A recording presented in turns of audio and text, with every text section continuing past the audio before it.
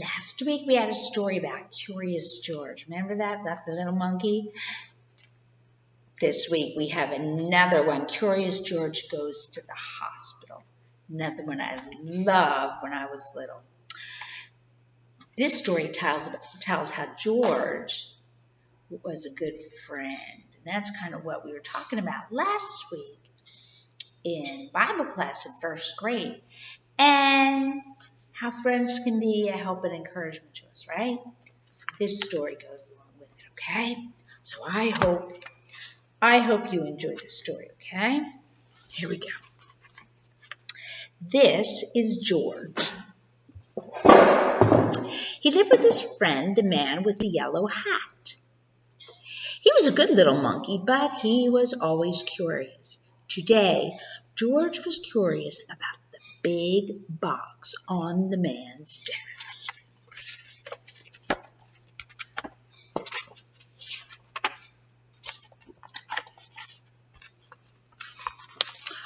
What could be in it?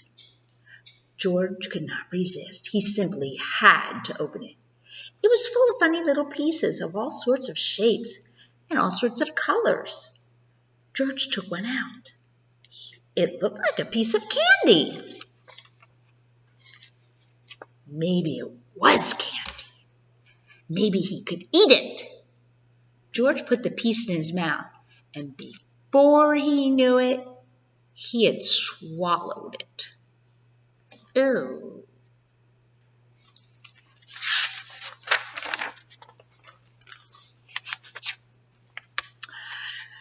A while later, the man with the yellow hat came home. "Why, George," he said, "I see you have already opened the box with the jigsaw puzzle. It was supposed to be a surprise for you. Well, let's get to work on it." Finally, the puzzle was finished. Well, almost finished. One piece was missing. Can you see what the puzzle is? Look at that. It's a picture of when he got George. What a fun surprise.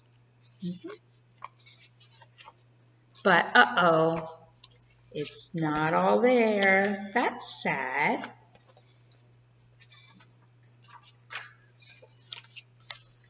The man looked for it everywhere, but he could not find it. "That's strange," he said. "It's a brand new puzzle." "Well, it cannot be helped. Maybe we'll find it in the morning. Let's go to bed now, George." The next morning, George did not feel well. He had a tummy ache, and he did not want to eat his breakfast. The man was worried. He went to the telephone and called Dr. Baker. "I'll be over as soon as I can," said the doctor.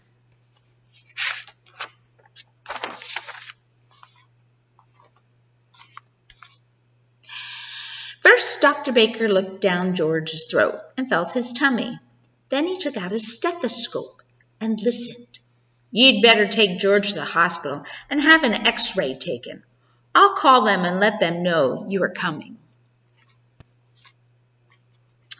"Don't worry, George," said the man when they were driving to the hospital. "You've been here before. Remember when you broke your leg? Remember how nice the doctors and nurses were?" George held his big rubber ball tight as they walked up the hospital steps.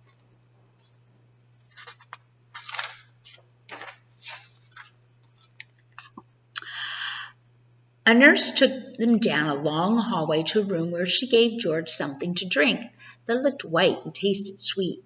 "It's called barium," the nurse explained. "It helps the doctors find out what is wrong with you, George." In the next room stood a big table, and a doctor was just putting on a heavy apron. Then he gave the man one just like it. George was curious. Would he get one too? Oops. No, he did not. "You get on that table, George," the doctor said. "I'm going to take some X-ray pictures of your insides." He pushed a button, and there was a funny noise. "There. Now you may get up, and we will have the X-rays developed right away."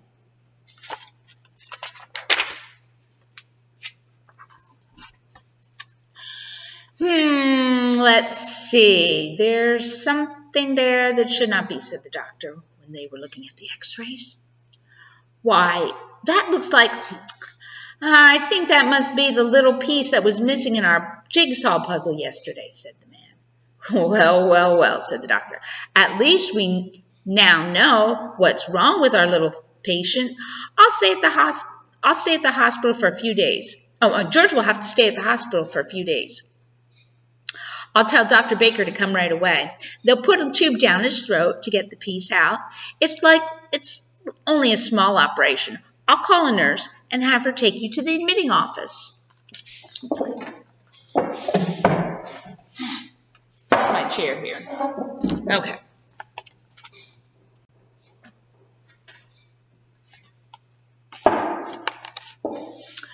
Many people were waiting outside the office.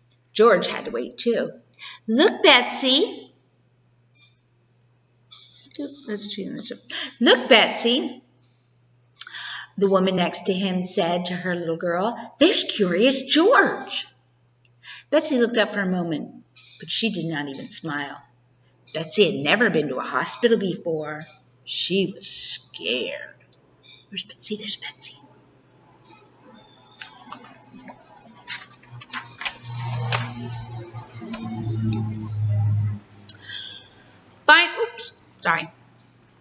Finally, it was George's turn. A pretty young nurse took him to the next room. My, how many rooms and how many nurses there were. One nurse wrote down a lot of things about George. His name and his address and what was wrong with him. And another nurse put a bracelet around his wrist. It has your name on it, George, she said, so that everybody knows who you are.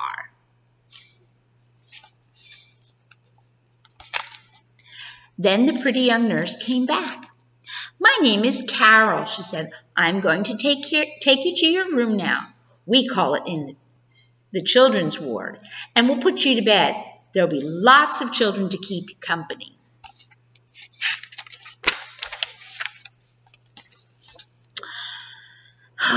And so it was. There were a lot of children in the room. Some were up and around. Others were in their beds with a doctor or nurse looking after them. Dave was having a blood transfusion. Steve had his leg bandaged and was sitting in a go-kart. Betsy was in bed looking sad, and George got the bed right next to her.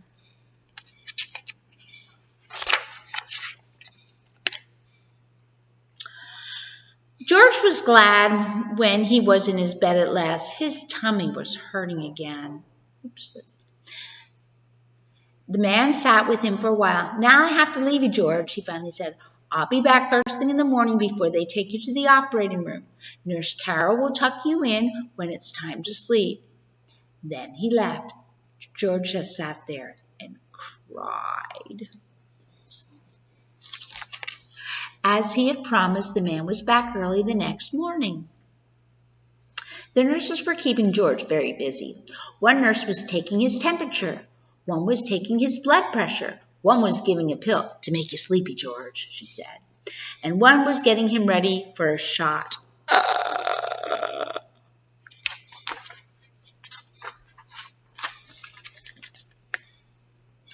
It's going to hurt, George, she said, but only for a moment. She took his arm, and George let out a scream. But the needle hasn't touched you yet, said the nurse, laughing. There, now it's done. That wasn't so bad, was it? No, it really was not. And anyway, it was over now. By the time the attendant came with the stretcher to wheel him to the operating room, George was getting sleepy. He tried hard to stay awake. He was curious to see what would happen next. Ooh. Let's see, what will happen?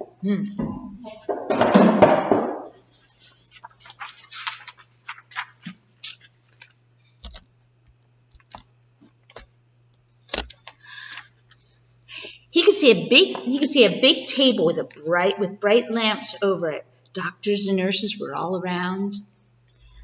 They had caps on their heads and masks over their faces. Only their eyes were showing. One of the doctors winked at George and patted his head. It was Dr. Baker, who had been to the house when it all started. He looked funny with his mask on, and then George was fast asleep.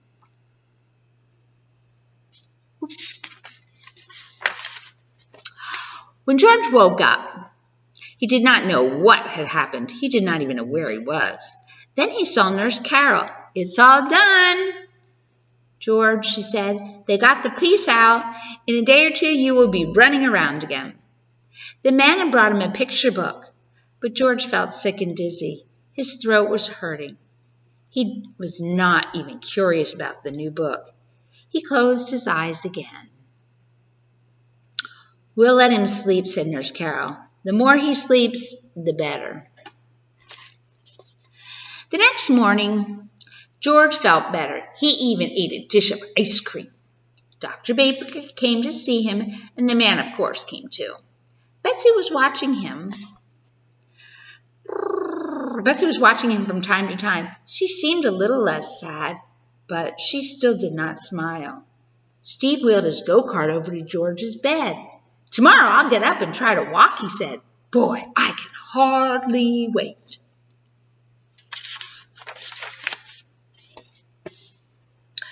"I'll take you to the playroom now, George," Nurse Carol said the next morning, "and in the afternoon your friend will come and take you home." The playroom was full of children. A lady was showing Betsy how to use finger paint. There were all sorts of things to play with, even a puppet theater, and that was just the thing for George. He had 4 hands, so he could handle 4 puppets all at the same time. George gave a real puppet show with a dragon and a clown and a bear and a policeman. The children laughed and shouted.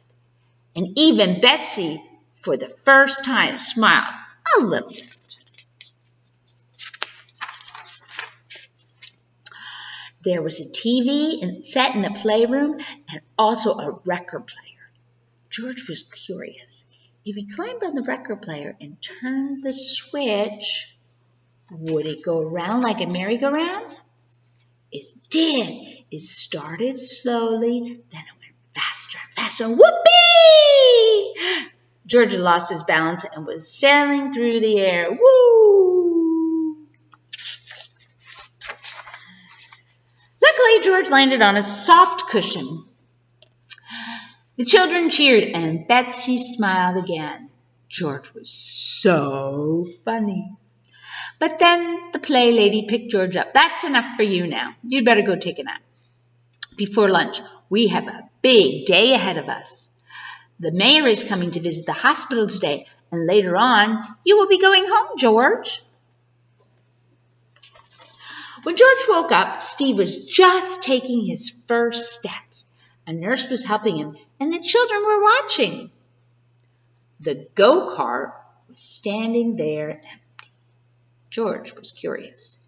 He looked at it. Then he climbed into it.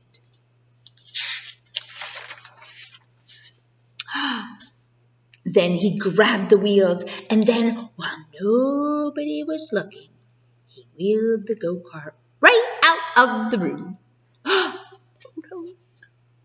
George could make the go-kart go very fast. This was fun. Down the hall he went. By now the nurse had noticed that he was gone and came running after him. "George! George!" she shouted. But George was too excited to listen. He wheeled around the corner and down the ramp to the floor below, where some men were busy pushing lunch carts, and a lot of doctors and nurses were showing the mayor around.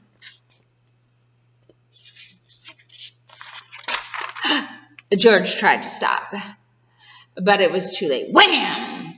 The go-kart landed right in the middle of everything.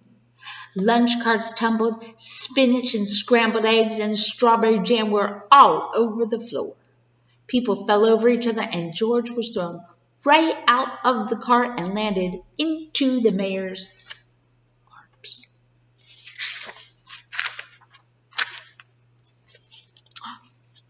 What a mess it was. "You broke all my dishes," someone cried. "He ruined the go-kart," complained another. "What will the mayor think of it?" whispered someone. else. And so it went. Look at little George. Look at little George. Suddenly, everybody looked up and listened from above. Everybody listened. From above came happy laughter. And there stood Betsy, laughing, laughing, laughing. Then the children joined in, and then the mayor started laughing, and finally everybody just laughed and laughed and laughed.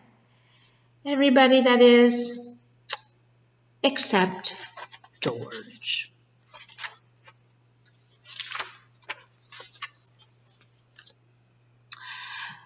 Betsy came running down the ramp, threw her arms around George, and kissed him. "Don't be sad, George," she said. "The whole thing was so funny.